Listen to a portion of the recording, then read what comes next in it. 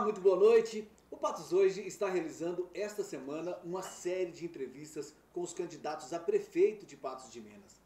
A nossa intenção é permitir com que os postulantes ao cargo mais importante do município apresentem suas propostas e se apresentem para os eleitores, ao mesmo tempo em que permite com que os eleitores conheçam melhor os candidatos e possa escolher com mais convicção no dia 6 de outubro. A nossa primeira entrevista, por ordem de sorteio, foi com o candidato Hilton Filho. Ontem nós recebemos aqui o candidato à reeleição, Luiz Eduardo Falcão, e a gente encerra a nossa série de entrevistas com o candidato do União Brasil, Douglas Eduardo. Boa noite, candidato. Seja bem-vindo. Boa noite, Maurício. Boa noite a todas as pessoas que nos acompanham aí pelo YouTube e outras redes sociais. É uma alegria para mim. Muito obrigado pelo espaço, por nos convidar para estar aqui conversando um pouquinho sobre a gente, sobre aquilo que a gente pensa a respeito de Patos de Minas. Eu vou deixar um espaço, doutor Douglas, para você se apresentar ao nosso internauta. A gente sabe que é a sua primeira participação em uma eleição, né? Em uma disputa por um cargo eletivo. Então a gente deixa o espaço para você se apresentar às pessoas que estão nos acompanhando, nos assistindo. Obrigado, Maurício. Então, eu costumo dizer que eu sou o Douglas do Ariado. As pessoas já estão até de saco cheio. Outro dia eu topei com uma pessoa e falou assim, nossa, todo mundo falando, você é o Douglas do Ariado. Eu falei, eu sou o Douglas do Ariado.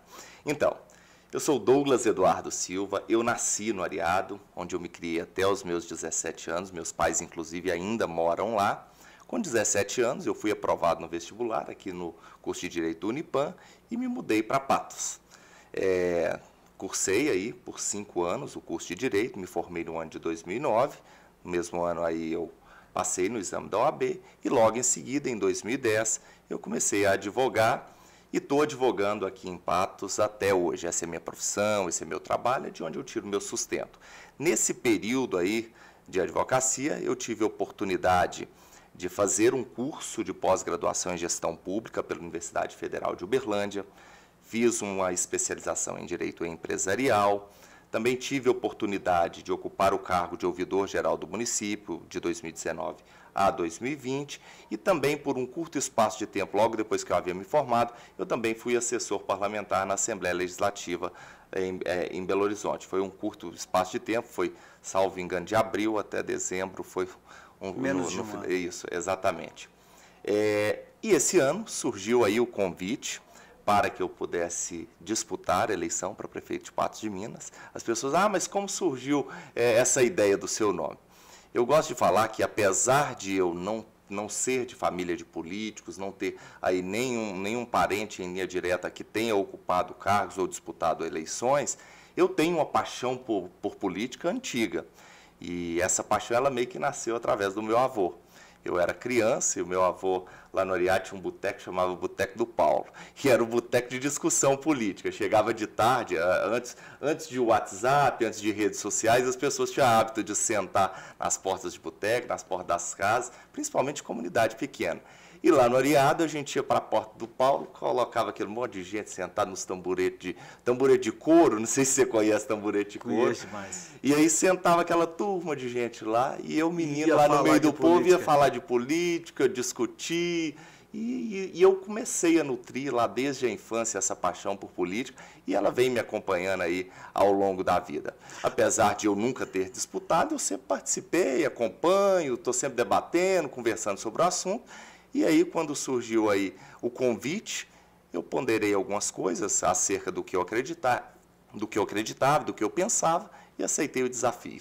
Então, candidato, o nome do senhor foi lançado na última hora, aos 45 minutos do segundo tempo, quando a eleição já tinha gente até falando que ia ter candidato único na eleição. Como é que foi aceitar essa missão, que não é uma missão fácil? A gente sabe que é difícil chegar nas pessoas, né? É difícil se tornar conhecido, principalmente para quem nunca disputou uma eleição. Como é que foi aceitar esse desafio? Então, eu estava indo para Belo Horizonte, eu gosto de contar essa história, porque para as pessoas realmente entenderem o contexto em que se deu. Eu estava indo para Belo Horizonte, eu gosto de correr e eu ia representar, não como eu representei, né, a OAB Patos de Minas nos Jogos da Advocacia Mineira lá em Belo Horizonte. Estava no ônibus, indo para Belo Horizonte, meu telefone toca. Ao tocar o telefone, eu atendo, o Gabriel falando comigo. Douglas, onde você está? Falei, estou chegando em Belo Horizonte. Volta. Ele falou assim, nossa, nós estamos precisando de você aqui. Que dia que você volta? Eu falei, eu volto no domingo. Ele falou, nossa, nós estamos precisando de você aqui. E ele falou, não, mas daqui a pouco eu te ligo. E aí desligou o telefone, passou um pouco, me ligaram. E aí, na hora que eu atendo o telefone, várias pessoas começaram a falar, não, nós estamos aqui numa reunião, nós decidimos que você é o nosso candidato a prefeito e você precisa de voltar para a gente formalizar toda essa questão. Eu fui e ponderei com eles. Olha, eu fico extremamente honrado e feliz. Patos de Minas é uma cidade que eu amo, é uma cidade muito importante, não só a nível regional, mas de estado e de Brasil também. E fico realmente satisfeito de lembrarem do meu nome. Isso é motivo de muita honra. Mas eu não posso responder assim de sopetão, como se diz, né? Eu preciso pensar um pouco. Dentre as coisas que foram faladas naquela reunião, falaram, olha, importante a gente resgatar isso, falar daquilo, mudar a visão das pessoas em relação à atual administração, não sei o quê. Várias situações que foram ponderadas pelas pessoas que foram falando comigo no telefone. Eu desliguei, falei com eles que precisava pensar e fui deitar. No outro dia falei, amanhã eu ligo para vocês. Quando eu deitei na cama, eu comecei a ponderar os motivos que as pessoas tinham colocado como importantes para eu aceitar o desafio. E quase todos os motivos levantados falavam acerca do orgulho de ser prefeito de Patos, da honra que é ocupar o cargo. E eu parei e pensei, eu não posso aceitar esse desafio ou esse convite somente pensando por vaidade ou pela honra ou pelo orgulho de ser prefeito de Patos. Só isso é muito pouco.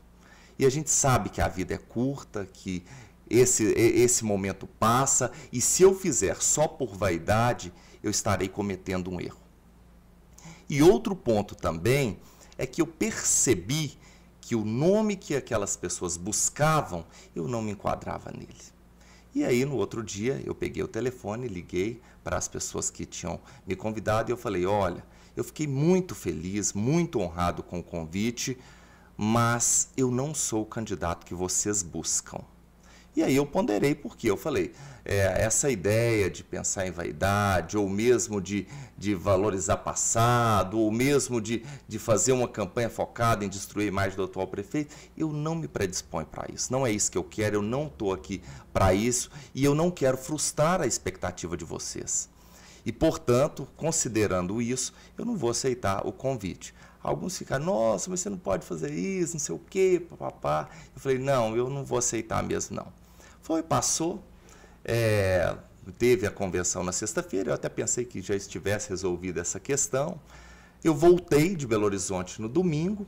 Quando foi na segunda-feira, eu recebo uma ligação por volta do meio-dia. Era um moço chamado Bruno. Eu atendi o telefone, ele falou, eu sou o Bruno, eu estou precisando de falar com você. E eu falei, uai, pode falar, o que é?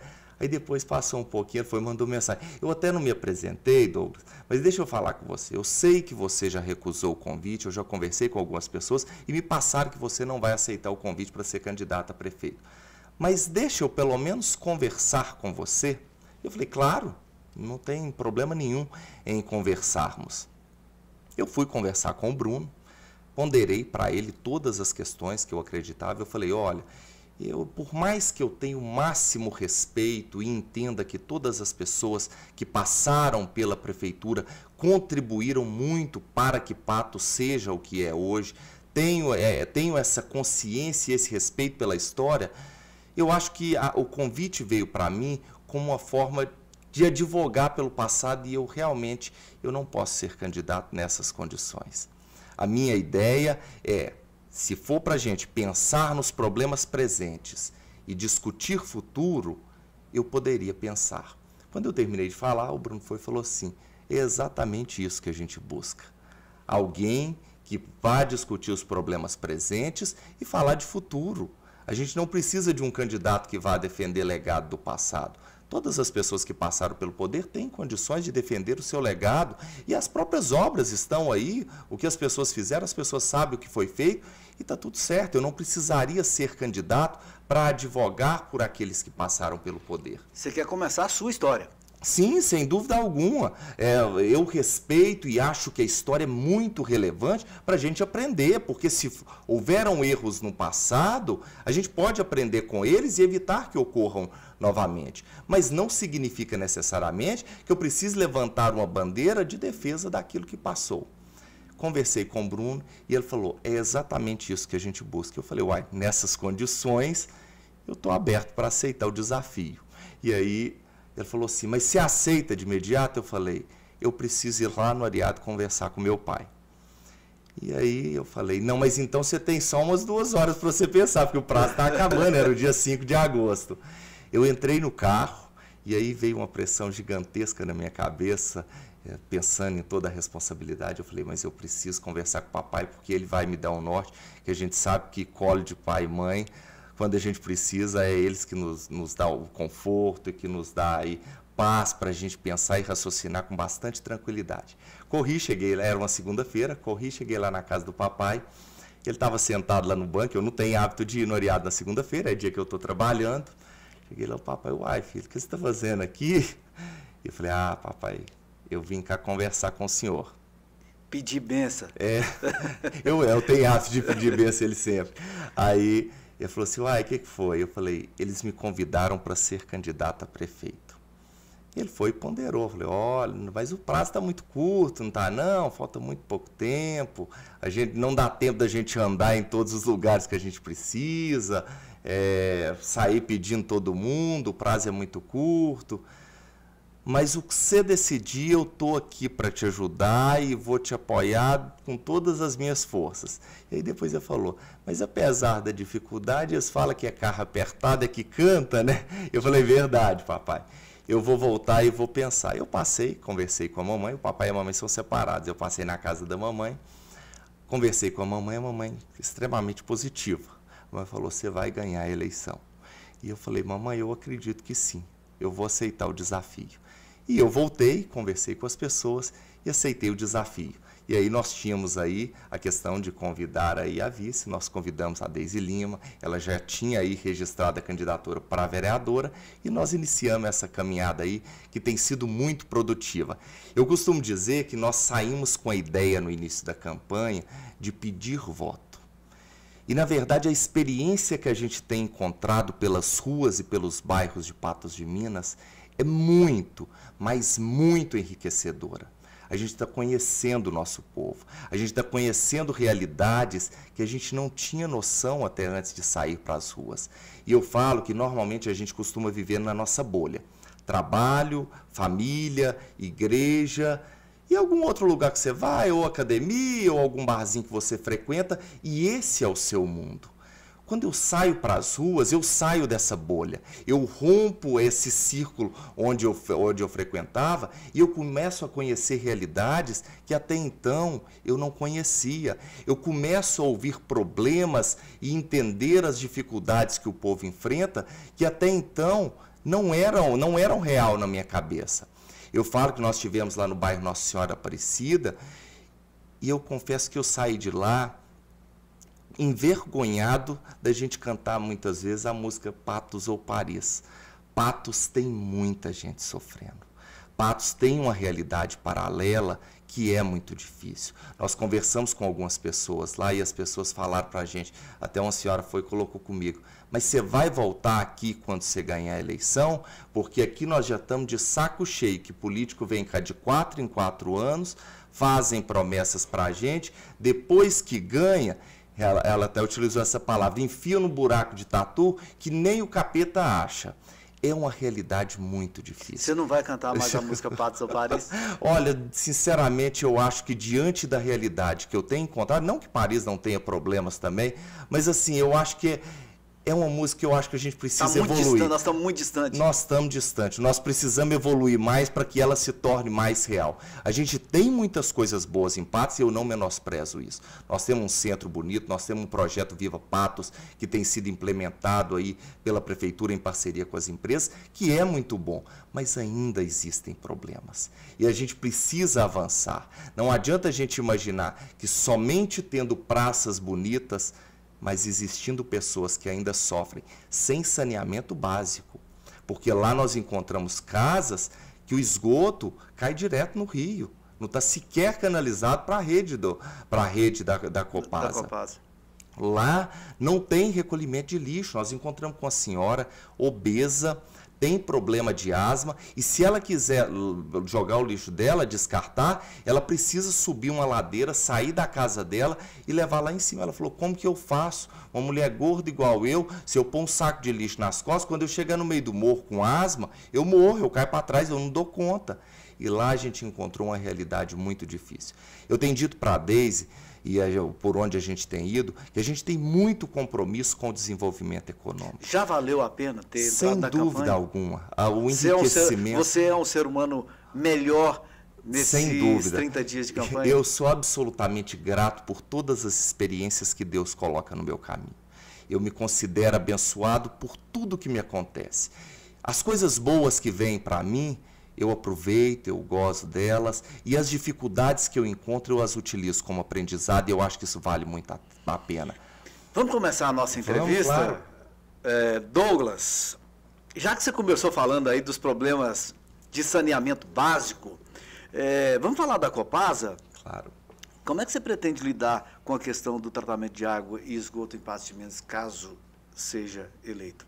Olha, hoje nós temos aí uma situação que muito se utilizou aí o termo de rescindir contrato, e isso já vem sendo utilizado aí há algum tempo como medida eleitoreira. Inclusive no último mandato aí, houve aquela repactuação, construiu-se aí uma narrativa para dar uma satisfação com o compromisso de que o contrato seria rescindido, fizeram-se audiências públicas, foi feita uma CPI na Câmara Municipal.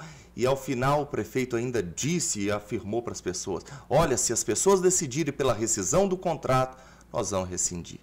Ao final, o que a gente observou é que em uma quinta-feira, durante uma reunião da Câmara, sem dar satisfação para os vereadores que tinham feito a CPI, sem convidar todas as pessoas, convocou a imprensa e anunciou aí a repactuação do contrato, num acordo aí que houve antecipação aí de 40 milhões de reais, que eu acho que foi aí um motivo que fez crescer aos olhos do prefeito, porque isso poderia fazer com que ele tivesse dinheiro para fazer obras que pudesse levar aí a reeleição ou mesmo a candidatura para deputado federal, que ele já anunciou aí a possibilidade de aceitar o convite, e não rescindiu o contrato como havia afirmado nas entrevistas anteriores. A gente sabe que hoje a gente falar em rescisão do contrato é algo muito difícil. Houve essa antecipação aí dos recursos que deveriam ser repassados mensalmente para a prefeitura.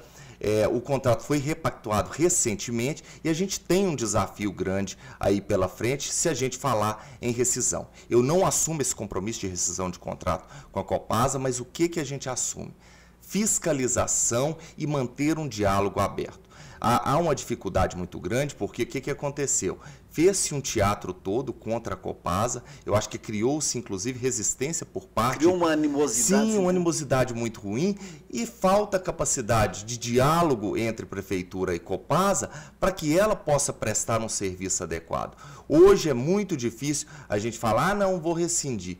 A gente sabe, a população está cansada de ouvir mentiras, e eu não quero passar essa imagem para as pessoas. Eu não quero ser um mentiroso que fala mentiras para as pessoas e depois não cumpre. O nosso compromisso é manter um diálogo aberto de fiscalização, manter aí uma cobrança efetiva para que a Copasa cumpra o acordo e garanta de fato aí o cumprimento daquilo que foi acordado, que é o tratamento de água e tratamento de esgoto.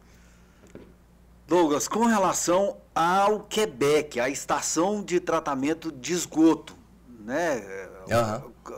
Como é que você vai lidar com aquilo ali? Como é que vai ser a sua conversa com a Copasa com relação àquilo ali? Porque ela prometeu resolver o problema do mau cheiro, que é assim, gente, é desumano aquilo. Eu estive lá ontem, nós fomos no Quebec, nós chegamos lá, e aí o pessoal, na hora que eu cheguei, o pessoal estava lanchando, e aí eles falaram, vamos lanchar? Eu falei, gente, como que a gente lancha numa caatinga dessa? Que coisa mais complicada.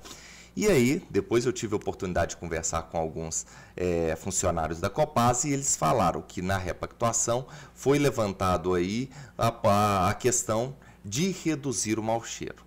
A Copasa não acabar. Eles disseram que não dá para eliminar completamente o mau cheiro, mas existe possibilidade de reduzir o mau cheiro lá na estação de tratamento. Eles vão implementar aí algumas alterações para reduzir. E a gente precisa realmente cobrar que isso aconteça e aconteça de maneira rápida, porque as pessoas que moram lá realmente sofrem muito. O odor é muito forte, é muito difícil para aquelas pessoas. Eu encontrei com o senhor logo no início da campanha. O senhor não, o jovem, o Jefferson, ele falava, eu chego em casa à noite, quando eu vou jantar, tem dia que eu não consigo. Porque o odor, em alguns momentos, é muito, muito forte. As pessoas realmente sofrem com aquela situação e a gente precisa cobrar da Copasa para que ela adote medidas para reduzir. Eles já anunciaram que eliminar completamente eles não vão conseguir, mas tem possibilidade sim de reduzir o odor assim, de maneira bastante eficiente para melhorar a qualidade de vida das pessoas que moram naquele lugar.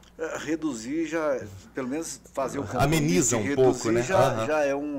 Já é um avanço. A dificuldade que a gente tem, que a gente foi construído aquele conjunto habitacional, que aqui a gente não pode menosprezar, porque foram muitas casas, reduziu aí o déficit habitacional da cidade, um investimento muito alto, e a estação de tratamento de esgoto também um investimento muito alto. Nós estamos aí com duas situações que envolvem muito dinheiro, seja para tirar as pessoas daquele lugar, envolve uma fortuna, seja para tirar a estação de tratamento de esgoto daquele lugar também, é uma fortuna, é algo muito difícil da gente conseguir, porque foi uma cobrança que as pessoas falam, tiram as pessoas de lá. Não é tão simples assim. Mas os grandes centros, eu estava conversando com o Ivanildo, que é ambientalista, sim, e ele visitou Londres. Ele foi a Londres, né? E diz ele que lá tem estação de tratamento de esgoto no centro da cidade e que não tem mau cheiro. Então tem jeito. Sim. Tem jeito. Eu imagino que talvez demande um investimento muito alto, mas é uma questão também que nós conversamos lá com algumas pessoas da Copasa, eles falaram, todo o investimento feito pela Copasa ele é repassado para a população. Aí o que fica, por exemplo, vamos cobrar aí um investimento gigantesco, vai chegar no bolso da população, que já sofre muito, porque o valor da conta de água e da taxa de esgoto realmente onera muito as famílias aí. Se a gente aumentar ainda mais esse valor, é algo realmente complicado. A gente falou ali em questão de um conjunto habitacional. Sim. Né? Qual que é a sua proposta para moradias populares para a população de baixa renda? Quando eu comecei a campanha, eu até conversei com algumas pessoas, eu falei, gente, aqui em Patos não se fala mais em conjuntos habitacionais, não existe mais déficit habitacional, não. Conversei com algumas pessoas e aí nós começamos a sair para a rua. De repente, nós chegamos um dia ali na Avenida Brasil, encontramos uma senhora, ela muito simpática, começa a conversar para a gente, ela tem quase 70 anos. Ela vai e vira para a gente e fala assim, eu moro de aluguel a vida inteira, o meu sonho é ter a casa própria. Nós vamos descer na rua, nós encontramos mais pessoas. E no decorrer das nossas caminhadas durante esses dias, a gente percebe que ainda existe um déficit habitacional grande. Muitas pessoas ainda precisam da casa de morar, que garante aí dignidade, condições de vida plena. Não dá para a gente imaginar, por exemplo, que a pessoa consiga viver em condições dignas, recebendo uma aposentadoria, às vezes, de um salário mínimo, pagando um aluguel aí de R$800 mil, que é aí o que você vai encontrar de aluguel aqui na cidade, sobrando aí com R$500 para pagar remédio, comida, é muito difícil. A gente precisa buscar, junto ao governo federal, a gente sabe que a maioria dos conjuntos habitacionais são bancados aí com recursos do FGTS, são direcionados por parte do governo federal, inclusive acho que no próprio PAC já está incluído aí programa de casas populares, e a gente precisa buscar lá em Brasília, junto ao governo federal, a aprovação de novos conjuntos habitacionais para que a gente realmente garanta dignidade ao nosso povo. Não dá para a gente imaginar, por exemplo, que fique tanto tempo sem entregar novos conjuntos habitacionais como a gente vê aí. Já tem 6 anos que praticamente não foi entregue nenhuma casa popular. Nós tivemos a questão ali do pessoal lá do Jardim Paulistano, daquela região ali do Vila Rosa, que sofreram com alagamentos. Foi prometido pela prefeitura que fariam a retirada daquelas pessoas e colocariam em casas populares, mas nem essa promessa, que não eram tantas casas, porque era só para as pessoas... 100 e algumas casas. não houve aí nenhuma movimentação no sentido realmente de efetivar essa promessa que foi feita pelo atual prefeito. Nós vamos buscar, sim, a aprovação de novos conjuntos habitacionais. Não estou colocando quantas casas que você vai fazer, a partir de que dia, não é esse o ponto. Eu não gosto de assumir esse ponto, porque, na verdade, o compromisso que a gente faz com as pessoas é de trabalho e seriedade.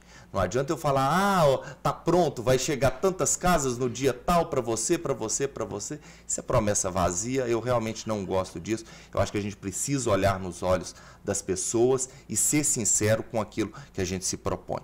Mas tenho certeza que nós estaremos trabalhando para garantir que tenhamos aí novos conjuntos habitacionais e que a gente possa diminuir aí o déficit habitacional que ainda existe em Patos de Minas. O conjunto habitacional é a alternativa. A gente está entrando agora no período das chuvas. Se Deus quiser, vai chover daqui uns dias. Está precisando muito. A gente espera que ela venha com moderação e que ela não cause transtornos. Não cause inundações, transtornos, mas a construção de moradias populares, com recursos públicos, é a saída para resolver esse problema das inundações também, das enchentes também, dessas pessoas que moram em áreas de alagamento? Olha, tem uma situação complicada porque a gente sabe que naquela região de alagamento ali já houve a tentativa de retirar algumas famílias, contudo, como não houve demolição das casas, as pessoas foram transferidas, salvo engano, foi construído um conjunto habitacional lá no Jardim Esperança, não tenho certeza, mas acho que foi no Jardim Esperança há alguns anos atrás, para a retirada dessas famílias, contudo as casas não foram demolidas. E aí o que acontece? Essas casas às vezes foram vendidas, entraram outros moradores, alguns venderam as casas que ganharam lá em cima e voltaram para lá. A gente precisa pensar realmente, para resolver o problema, em haver uma desapropriação e eliminar as casas que estão na área de alagamento, porque senão, se as casas continuarem lá, outras pessoas vão ocupar e a gente não resolve o problema, a gente precisa realmente dar uma solução adequada. E se a prefeitura comprar essas casas? É o ponto que eu estou falando, da gente pensar aí em desapropriação. Desapropria essa área. Compra essas casas, dá o dinheiro para a pessoa comprar onde ela quiser. Ou o ponto também de construir um conjunto habitacional para que as pessoas realmente tenham garantia de ter a moradia, porque a preocupação da gente aqui é em garantir dignidade, e eu acho que dar a casa, ou mesmo seja por um programa que haja pagamento, alguma coisa nesse sentido, ele garante mais dignidade do que propriamente a gente repassar o dinheiro, talvez não resolva propriamente o problema. E com relação a investimento privado em moradia popular, o senhor é a favor? O senhor acha que contribui? Olha, sem dúvida, né? Nós temos aí o Minha Casa Minha Vida, que é um programa que a iniciativa privada constrói as casas, as pessoas obtêm aí o financiamento com juros baratos e com incentivo, e ele foi um programa que realmente gerou efeito positivo aí. E acho que, sem dúvida alguma, é positivo, sim, para a nossa comunidade, porque ele garante que as pessoas tenham condições. Antigamente, as pessoas mais pobres dificilmente conseguiriam comprar uma casa. Quando você permite que ela faça um financiamento aí em 300, 360 parcelas, com taxa de juros baixa e juros regressivos, a pessoa cria condições realmente para garantir aí uma moradia e possa viver aí com dignidade, condições de se desenvolver de maneira adequada. Tá certo, candidato. A gente vai entrar agora em um outro tema que tem sido muito discutido aqui em Patos de Minas, que é com relação ao trânsito do município. E eu quero questionar o senhor, primeiramente, especificamente, sobre a segurança no trânsito. A gente tem tido tantos acidentes e tantas mortes aqui em Patos de Minas, para se ter uma ideia, só de cabeça, de agosto até agora, a gente já teve 8 mortes somente no perímetro urbano de Patos de Minas. São muitas vidas perdidas, é muita gente morrendo de forma banal. Qual que é a proposta do senhor para dar mais segurança para quem utiliza o trânsito de Patos de Minas? Eu gosto de fazer aí, voltar um pouco no tempo para a gente entender aí essa questão.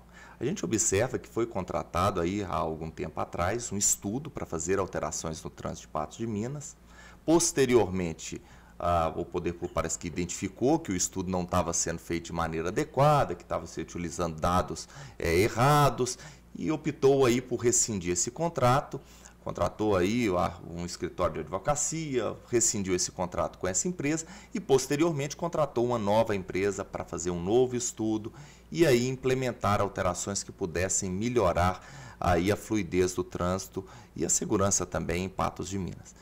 Contudo, Não é admissível nem comum que morram tantas pessoas num curto espaço de tempo no perímetro urbano, que são vias de trânsito lento, em tão curto espaço de tempo. Isso não é aceitável, não é comum. Aí as pessoas vão falar, mas são os motoristas que são imprudentes. Ok, mas o fato de os motoristas serem imprudentes não exime a responsabilidade do poder público em buscar proteger as pessoas inocentes que estão trafegando dentro no trânsito de Patos de Minas, os pedestres que estão caminhando e que estão correndo riscos de vida. Se eu identifico que o problema do trânsito é a irresponsabilidade dos motoristas, eu preciso adotar uma postura para a gente mudar a mentalidade dos motoristas que são imprudentes. Eu preciso adotar campanhas educativas, eu preciso aumentar a fiscalização, mas eu preciso garantir segurança para os transeuntes, para os motoristas, para as pessoas que estão utilizando o trânsito. Ou seja, não dá para eu simplesmente terceirizar a responsabilidade para o motorista imprudente e eximir o poder público de qualquer...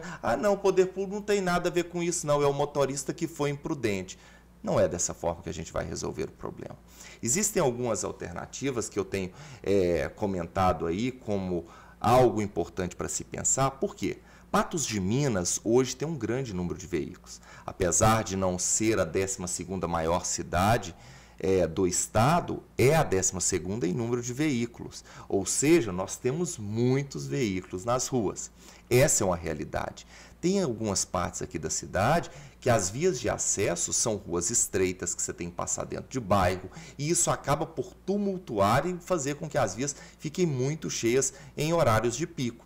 Eu costumo falar, por exemplo, que aquela região ali do Quebec, Caramuru, se a gente precisar realmente, chega uma pessoa de fora e a gente precisa indicar para ela como que chega no Quebec. A gente não dá conta de informar. Você tem que passar nessa rua, vira nessa, vira naquela, vira na outra. Não tem uma avenida de acesso. Nós até fizemos aí um vídeo recentemente falando aí da importância da Angra dos Reis, de concluir ela, porque ela seria uma via que facilitaria muito o acesso àquela região da cidade. Portanto, eu acredito que devemos pensar aí em ampliar a malha viária, criar aí mais vias de acesso para permitir realmente, principalmente nos horários de pico, a redução aí do número de veículos nas ruas, com condição para dar maior fluidez ao trânsito. Outro ponto muito relevante que eu acredito que a gente precisa pensar com muita responsabilidade, não só do ponto de vista de melhoria do trânsito, mas também do ponto de vista de meio ambiente, é a questão do transporte público coletivo. A gente precisa fazer com que as pessoas se interessem pelo transporte público coletivo. Como que a gente vai fazer isso?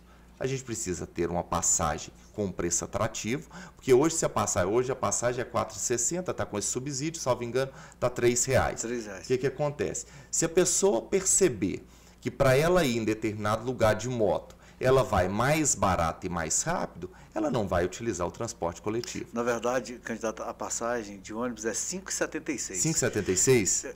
5,76? 4,76? Não, 4,76. É 4,76. Uhum. E aí ela subsidiada, ela sai a R$ 3,00. Sim, a R$ 3,00 até dezembro, né? Que acho que...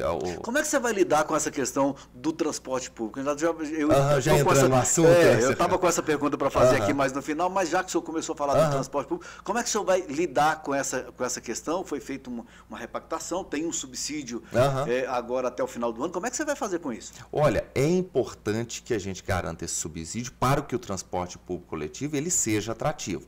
Inclusive, se houver possibilidade, a gente identificando que ele gera mais melhorias para o trânsito e garante maior fluidez e principalmente pensando também do ponto de vista de meio ambiente, porque essa é uma pauta muito urgente também. A gente vê aí secas prolongadas, a gente sabe aí dos efeitos do aquecimento global. Existe uma pauta muito relevante de meio ambiente que, à medida que a gente reduz o número de veículos, a gente reduz aí a emissão de gás de efeito estufa e a gente contribui para que o nosso planeta possa aí ter mais tempo de sobrevivência humana. É algo que a gente precisa se pensar. Não sou técnico nesse assunto, mas é algo que tem sido colocado como muito importante e a gente precisa pensar nisso. Outro ponto que a gente precisa acerca do transporte coletivo, para que ele se torne atrativo, além da passagem, que tenham rotas que atendam toda a cidade, porque hoje a gente ouve aí muitas reclamações, não tem jeito de eu utilizar o transporte público, porque a rota não passa próximo da minha casa, não passa no meu bairro, e a gente precisa realmente que as rotas atendam aí todas as pessoas e dê condições para as pessoas realmente utilizarem.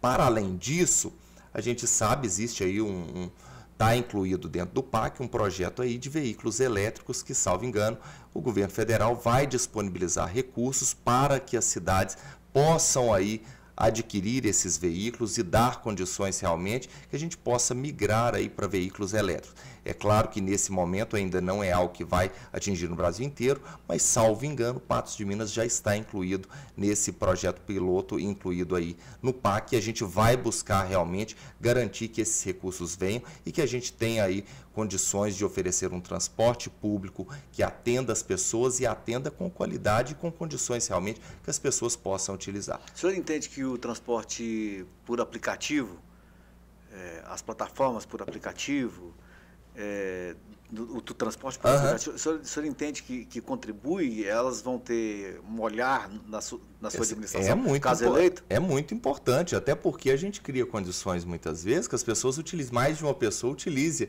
ali o aplicativo, deixa o carro em casa e garante aí realmente melhoria. Eu, da minha parte, é algo que não tem como a gente regredir. Houve aí um momento que até uns 6, 7 anos atrás começou-se um movimento, nós não queremos aplicativos, a realidade chega, a gente não tem como fugir. A internet chegou, os aplicativos chegaram, o que a gente tem que fazer é se adequar e realmente aí permitir que ofereça o melhor serviço possível. Uma das questões quando a gente fala aí da imprudência, foi colocada aí, os motociclistas estão correndo muito, avanço, paradas obrigatórias, mas essa é uma realidade que chegou por quê? A gente sabe que hoje as pessoas praticamente não têm saído no comércio, as pessoas compram pelo iFood, compram pelo Mercado Livre, compram por outras empresas, pelo Shopee e tantos outros, e tudo é entrega. E a gente tem aí um grande número de entregadores e essas pessoas precisam fazer dinheiro e muitas vezes tem muita pressa. E quem compra também tem pressa. Sim, tem muita pressa. Quer que chega quentinho em casa. Sem dúvida. Outro dia eu estava falando, depois que eu entrei na campanha, eu adoro estar esperando a encomenda, doidinho que chega. Eu comprei alguma coisa no Mercado Livre, comprei no Shopee, estou esperando. E agora já tem um monte de dia que eu não tenho nenhuma encomenda que eu estou esperando. Mas essa é uma realidade. Não dá para a gente negar a realidade, a evolução, isso é algo que acontece, a gente precisa se adequar e realmente pensar se há aí uma preocupação em garantir a segurança dessas pessoas que estão fazendo essas entregas, a gente precisa realmente mobilizar, conversar, fazer campanhas educativas para que respeitem aí as regras de sinalização, para que não causem acidentes, isso é muito relevante para a gente. Secretário, candidato, nosso tempo está passando muito rápido. Eu tenho algumas perguntas aqui para fazer. Sim. Eu vou fazer uma pergunta só sobre segurança pública, embora Sim. eu tenha separado algumas, mas eu vou fazer uma única pergunta sobre segurança pública que eu acho que é bastante relevante. Nós estamos com 22 homicídios esse ano aqui em Patos de Minas. A gente teve tiroteio no centro de Patos de Minas, no cruzamento mais movimentado da cidade, com inclusive uma pessoa que não tinha nada a ver com a história, foi baleada. A gente teve um tiroteio em um bairro nobre de Patos de Minas, ali no Aurélio Cacheta, próximo ao Unipan, em que um jovem de 20 e poucos anos morreu. O senhor entende que segurança pública é também dever do município, que o município pode participar de alguma forma? E como, na visão do senhor? Eu costumo dizer que a gente tem duas vertentes para a segurança pública. No curto prazo, a gente precisa trabalhar com repressão e é o trabalho que a Polícia Militar desenvolve e a Prefeitura precisa manter um diálogo muito próximo e aberto com o comando da Polícia Militar para que a gente realmente iniba a prática desses crimes. Mas a gente tem um outro ponto que é pensar a longo prazo, que o município tem um papel muito relevante. Eu costumo citar como exemplo que o desenvolvimento socioeconômico da cidade faz com que os índices de criminalidade caiam. Eu cito como exemplo a região do bairro Alto da Colina. Há muitos anos atrás, quando eu era criança, aquela região era uma região que tinha muita criminalidade. A gente ligava o rádio, quase sempre tinha notícias policiais daquela região. Com a abertura da Avenida Fátima Porto interligando a Paineiras. Sim. Nós levamos movimento para aquela região. Com a construção da Praça PEC, criou-se ali um movimento e levou desenvolvimento para aquela região. Hoje, praticamente, a gente não ouve mais noticiário policial do bairro Alto da Colina.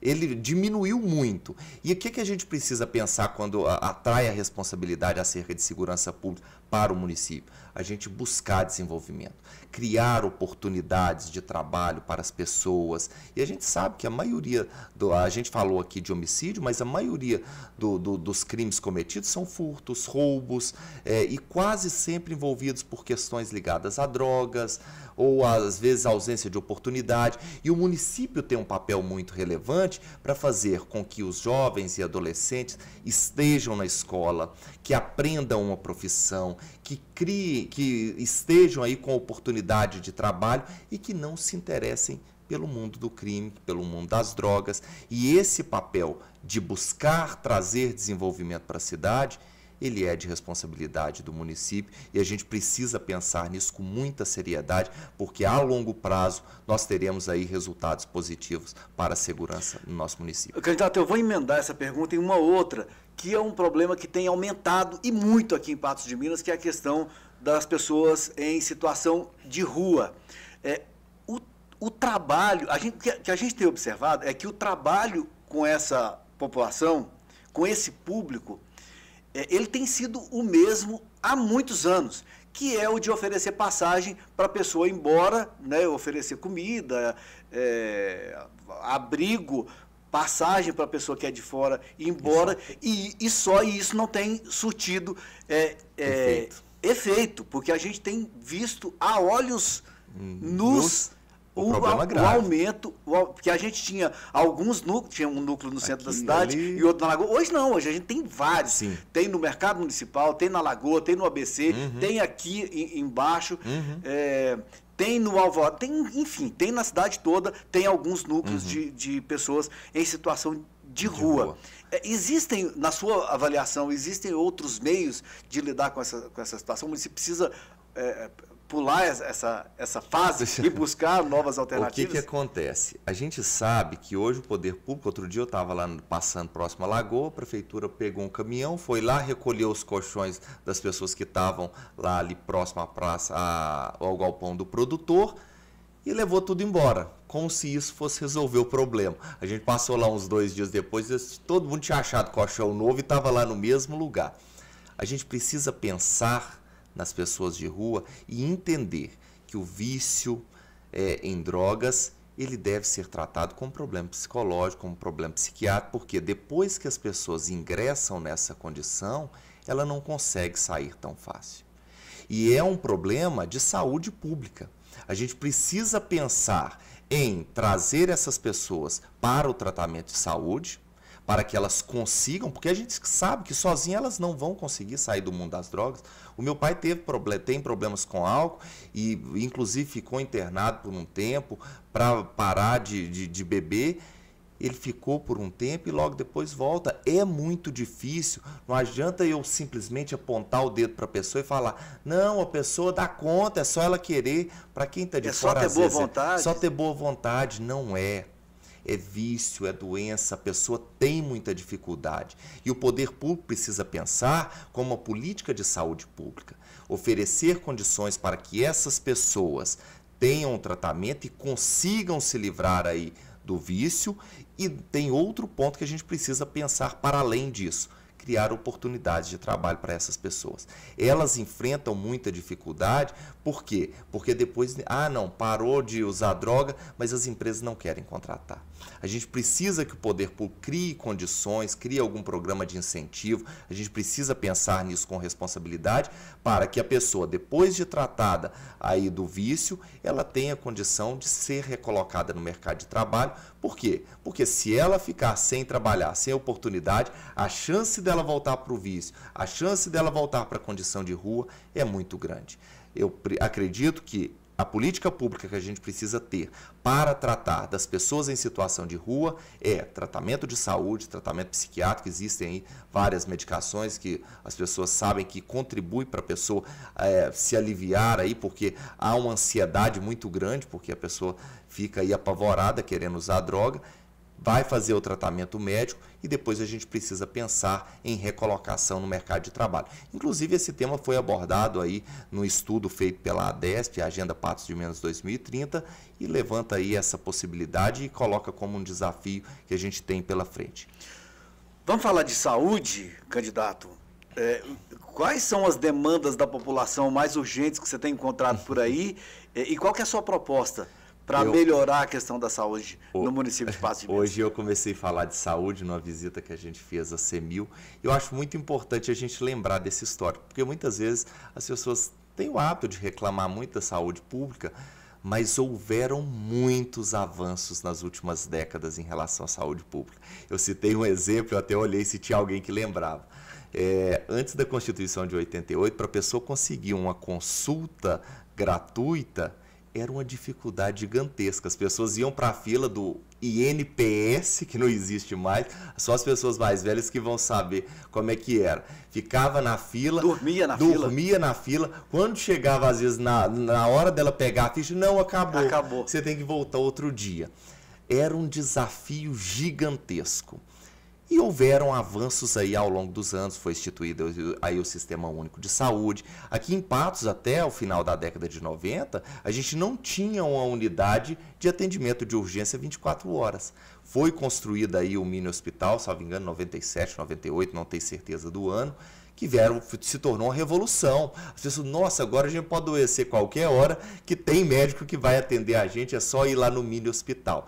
E o mini hospital prestou um serviço aí muito relevante, apesar de todas as dificuldades e desafios, em razão da alta demanda, até 2012, quando foi inaugurado a nova UPA Porte 3, lá embaixo com uma estrutura muito maior, já com mais recursos e com condições de atender mais pessoas. Eu cito como exemplo também de revolução, porque antigamente a gente não tinha ambulância que buscava as pessoas com facilidade. Não. Normalmente o poder público, tinha o deputado destinava uma subvenção para o Conselho do Oriado, o Conselho do Oriado comprava uma ambulância. E aí ficava sob responsabilidade do Conselho. Sabe o que acontece? Muitas vezes o Conselho não tinha dinheiro para manutenção da ambulância, não tinha dinheiro para pagar o motorista, não tinha dinheiro para pagar a gasolina, e se tornava um desafio gigantesco utilizar aquela ambulância. E era assim em toda a região. Quase todas as comunidades tinham uma ambulância, mas tinha dificuldade de tornar o atendimento fácil. E quando acontecia um acidente, por exemplo, levava ela na carroceria de uma caminhonete. Carregando pouco, jogava lá atrás. E quando achava alguém de boa vontade, que se predispunha, né, realmente a ajudar. E aí vem o SAMU. O SAMU traz uma revolução. O SAMU começa a buscar todo mundo rápido, de maneira eficiente, e traz aí um avanço muito grande para a saúde. Nós tivemos aí agora, até substituindo, porque Patos de Minas era atendido, a maioria dos atendimentos do SUS era feito pelo Hospital São Lucas, né? E nisso vem aí o Hospital São Lucas fecha, apesar de todas as críticas que enfrentava, mas ele fazia esse atendimento. Quando ele fecha, Patos de Minas fica aí com uma demanda gigantesca de atendimento, né? O que acontece?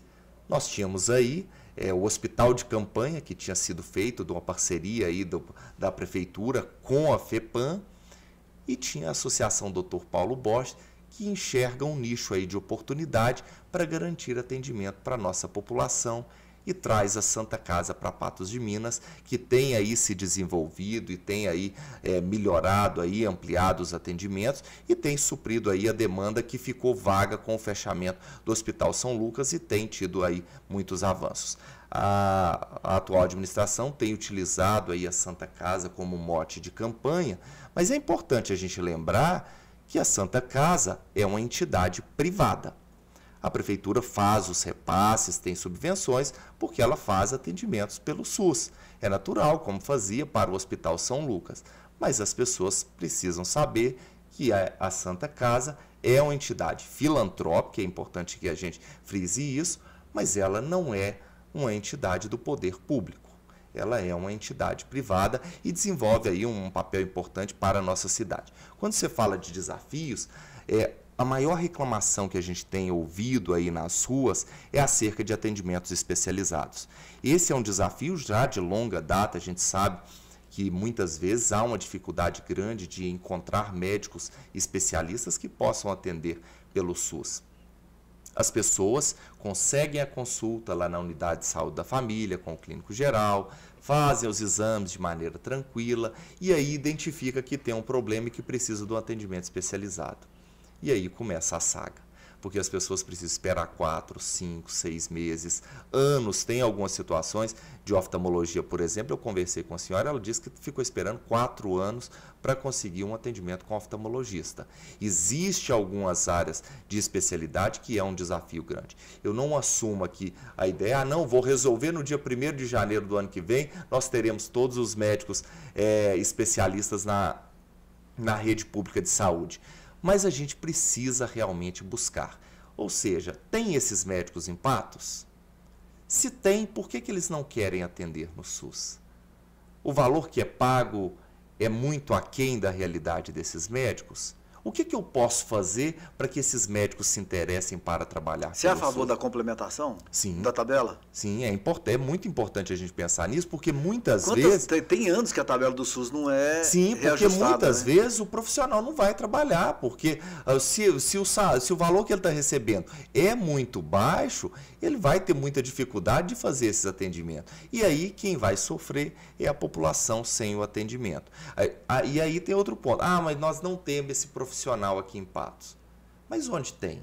Como que a gente pode buscar minimizar? Mas aqui eu gosto de frisar muito, porque muitas vezes a pessoa, não, mas você não está pensando do ponto de vista de responsabilidade fiscal. Olha, esse é um ponto muito importante que eu carrego não só do ponto de vista de gestão pública, mas que eu carrego para a minha vida. A gente precisa estar consciente que os recursos públicos saem do bolso do povo e a gente precisa utilizá-los com responsabilidade.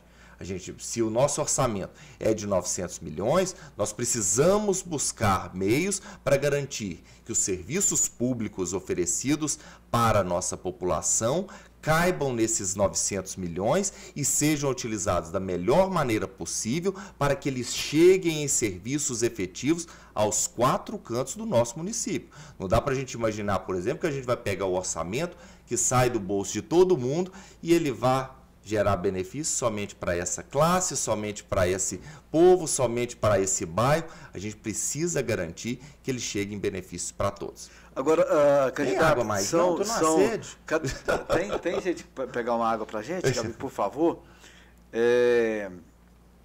A gente tem aí o próximo, quem vencer a eleição vai ter, em 4 anos, em torno de 4 bilhões de reais para em recursos para investir.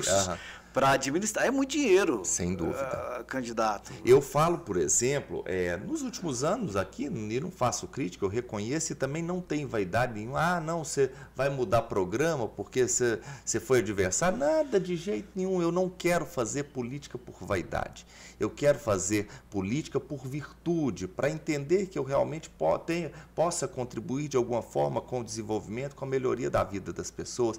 Somos seres humanos, a nossa vida é fugaz, tudo passa. Não tem sentido eu pensar em vaidade. Logo, logo a gente é esquecido, nem posso a obra da gente e não faz sentido nenhum eu focar a minha vida pensando em vaidade, mas em virtude, em oferecer algo de mim para ajudar aí realmente a comunidade a evoluir, a melhorar a vida das pessoas. É isso que me move, é isso que me trouxe até aqui. Em relação ao orçamento, eu costumo dizer que nós praticamente dobramos aí nos últimos 4 anos o orçamento do município. E eu acredito que, apesar de todos os avanços que nós tivemos aí na última gestão, eu acredito que foram poucos diante do tamanho do orçamento.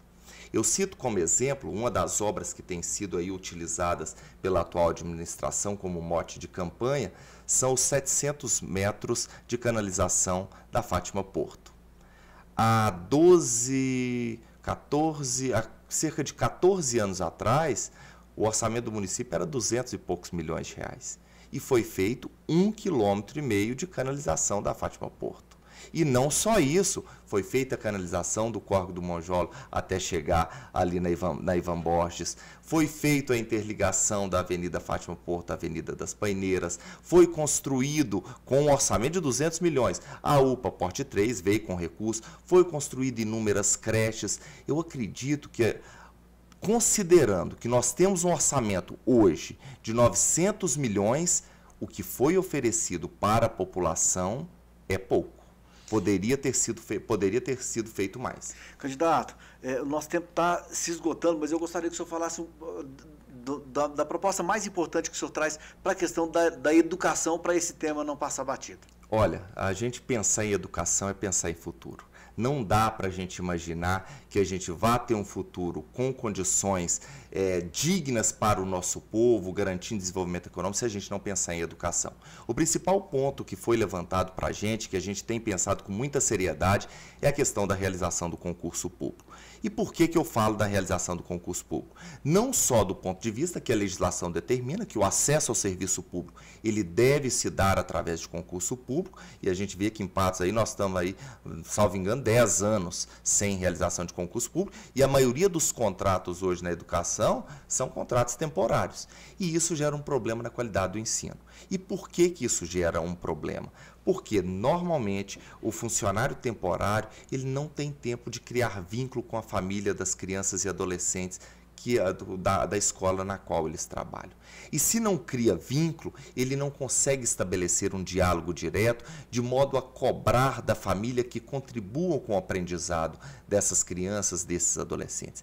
É muito importante que a família esteja engajada na formação das nossas crianças, adolescentes e jovens. E o concurso público, ao efetivar um professor, ele vai permitir que esse professor possa manter um diálogo aberto, possa conversar. Eu cito, por exemplo, lá no Ariado, quando eu estudava lá, as professoras, se precisasse ir na casa dos pais da gente, eles iam, puxavam a orelha, cobrava, fazia reunião, chegava, o Douglas está conversando demais, tem que resolver isso. E havia um diálogo muito aberto e franco. Hoje, em razão aí dos contratos temporários, o professor fica um ano numa escola, um ano no Major Porto, um ano em Pilar, um ano lá em Santana de Patos, um ano outra escola aqui em Patos, e não cria esse vínculo, e isso acaba por prejudicar, e eu acredito que um dos pontos mais importantes que a gente tem que se pensar nesse momento, como forma não só de melhorar a educação, mas também de cumprir a lei, é a realização do concurso público. Tá certo. Candidato, antes da gente encerrar, eu tenho que fazer uma pergunta. Faça. Virou assunto aí na cidade uma foto sua, supostamente no Rock in Rio. Como é que o candidato sai no meio da campanha e vai no Rock in Rio? A foto é verdadeira? É verdadeira. É verdadeira? O que aconteceu? Há 2 anos atrás, eu tenho 2 afilhadas gêmeas que eu sou apaixonado por elas, eu praticamente criei elas a vida inteira junto comigo. E há 2 anos atrás elas tinham me pedido, Dindinho, leva a gente no Rock in Rio, por favor. Na época elas queriam ir no show do Justin Bieber. E naquele ano não teve como a gente ir, não deu certo. E aí eu prometi para elas, não, no próximo Rock in Rio a gente vai. E aí, quando abriram as vendas lá dos ingressos em maio desse ano, eu ainda não pensava, não tinha recebido nenhum convite para ser candidato, nós organizamos a viagem, elas começaram a trabalhar, estão ganhando dinheiro delas, elas pagaram passagem, reservaram hotel, compraram o ingresso, com o compromisso que eu tinha assumido com elas que eu as levaria. E aí surge o convite para eu disputar a eleição e eu fiquei realmente numa situação muito complicada para ir no Rock in Rio. A intenção era que eu fosse na sexta-feira e que eu voltasse na terça-feira. Falei, de sexta a terça é impossível, durante a campanha são muitos dias, não tem como eu ir. E aí eu estava já tinha pensado em alternativas, tinha pedido a outras pessoas para levar elas, porque realmente eu estava com o coração muito apertado. Eu amo muito elas e não queria deixar com que elas decepcioná-las, porque eu havia prometido para elas que eu as levaria. E aí eu acho que Deus é tão bom comigo que parece que Ele abre portas. Há alguns dias antes da viagem, eu encontrei uma passagem de volta para o sábado com um preço muito barato.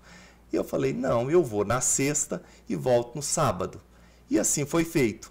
Eu combinei com elas, nós fomos na sexta-feira de madrugada, pegamos o ônibus, chegamos lá no Rio de Janeiro por volta de 9h30 da manhã, nós já passamos lá no hotel, tomamos banho, fomos para o Rock in Rio, cumpri a promessa que eu tinha feito com elas. Quando foi no sábado, acordei, fiquei lá mais um pouquinho, peguei o avião e voltei para trás e logo no domingo de manhã, nós já fomos cumprir aí a agenda. Eu cumpri o que eu havia prometido com as minhas afiliadas, e se perguntar se eu me arrependi, de jeito nenhum. Eu tenho muito respeito pela minha família, pelas pessoas que eu amo, e se falar, você levaria elas de novo? Levaria sim. Eu gosto muito delas e tenho certeza absoluta que eu acho que eu fiz a coisa certa ao cumprir o que eu tinha prometido para elas. Tá certo. Infelizmente, nosso tempo se esgotou. Eu deixo aqui o nosso minuto final para você fazer as suas considerações finais. Olha, Maurício, muito obrigado pelo espaço, muito obrigado pela oportunidade. Eu gostei muito de bater esse papo aí com você, para que a gente pudesse se apresentar, conversar com as pessoas. E eu aproveito para me dirigir a cada um de vocês que nos acompanham aí pela internet, pelo YouTube, para dizer, olha, se você não se decidiu, se você ainda está indeciso, pense no nosso nome. Nos dê essa oportunidade, nos dê esse voto de confiança. Tenha certeza que o nosso objetivo é trabalhar com muita seriedade, com compromisso com o desenvolvimento econômico da nossa cidade, mas principalmente com a melhoria da vida das pessoas. Eu quero chegar ao final do nosso mandato e poder olhar para trás e ter o sentimento de dever cumprido, que eu contribuí para que a vida das pessoas melhorasse pelo menos um pouquinho. É esse o meu objetivo, é por isso que eu estou aqui e eu agradeço muito a oportunidade.